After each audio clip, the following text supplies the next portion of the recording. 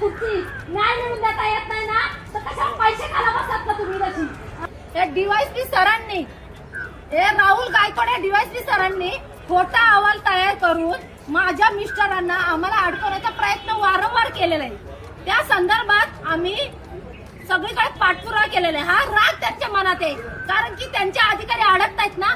हा इथला पीएस आहे दुसाने, हा दुसाने खुर्चीवर बसलेला, हा नालायक वर्दीला घालायच्या लायकीचा नाही।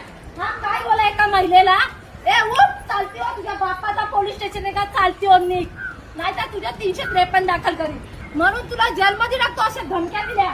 तेव्हा देखील सीसीटीव्ही फुटेजची मागणी केली पण या पोलिसांनी सीसीटीव्ही फुटेज दिला नाही।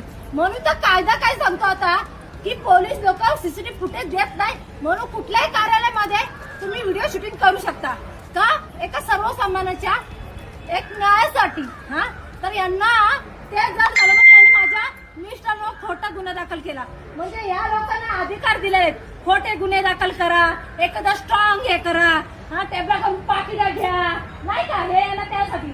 मग यांना खुर्ची सर्वसामान्य माणसासाठी नाही दिली, मग यांना का पैशासाठी दिली काही तशी।